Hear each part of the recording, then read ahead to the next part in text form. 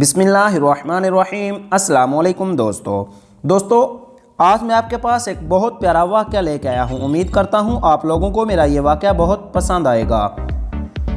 آپ کا بیٹا آج شام تک کا مہمان ہے، اس کا کوئی علاج نہیں۔ ڈاکٹر کے یہ الفاظ سن کر مولانا رو پڑے اور اپنے بیٹے کو گھر لے آئے۔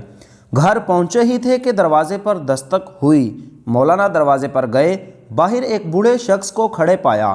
حضرت نے سلام و دعا کے بعد پوچھا، بابا جی خیریت سے آئے ہو؟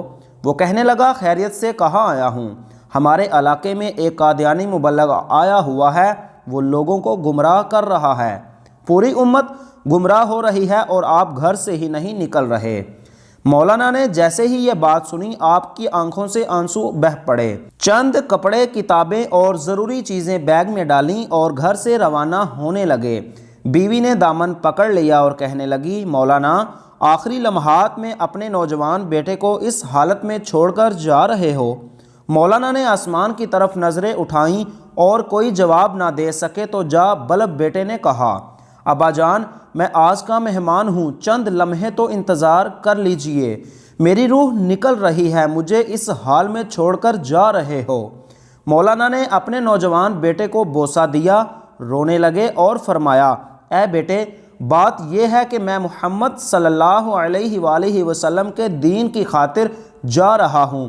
کل قیامت کے دن حوض کوثر پر تمہاری ملاقات ہو جائے گی، یہ فرمایا اور گھر سے روانہ ہو گئے۔ اڈے پر پہنچے، ابھی بس میں بیٹھے ہی تھے کہ چند لوگ دوڑ آئے اور کہنے لگے، مولانا آپ کا بیٹا فوت ہو گیا ہے، اب رک جائیں اور اس کا جنازہ پڑھاتے جائیں۔ مولانا روتی ہوئی آنکھوں سے مگر مضبوط لہجے میں فرمایا، جنازہ پڑھانا فرض کفایہ ہے اور امت محمدیہ صلی اللہ علیہ وآلہ وسلم کو گمراہی سے بچانا فرض عین ہے، فرض عین کو چھوڑ کر فرض کفایہ کی طرف نہیں جا سکتا۔ پھر وہاں سے روانہ ہو گئے۔ اس علاقے میں پہنچے، اللہ تعالیٰ نے کامیابی عطا کی، وہ قادیانی مبلغ شکست کھا کر بھاگ گیا۔ 3 دن کے بعد مولانا گھر واپس پہنچے۔ بیوی قدموں میں گر گئی اور رو کر کہنے لگی، مولانا جب آپ جا رہے تھے تو بیٹا آپ کی راہ تکتا رہا اور کہتا رہا، جب ابا جان واپس آئیں تو انہیں میرا سلام عرض کر دینا۔ مولانا نے جب یہ سنا تو فوراً اپنے بیٹے کی قبر پر گئے اور دعا مانگنے لگے، اے اللہ ختم نبوت کے وسیلے میں میرے بیٹے کی قبر کو جنت کا باغ بنا دے۔ مولانا دعا مانگ کر گھر واپس آئے تو رات بیٹے کو خواب میں دیکھا۔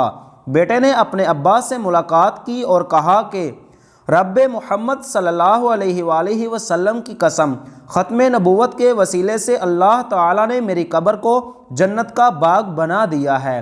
ختم نبوت کے اس مجاہد کو دنیا حضرت مولانا غلام غوث ہزاروی رحمۃ اللہ علیہ کے نام سے جانتی ہے کہ محمد سے وفا تو نے تو ہم تیرے ہیں، یہ جہاں چیز کیا لوح و قلم تیرے ہیں۔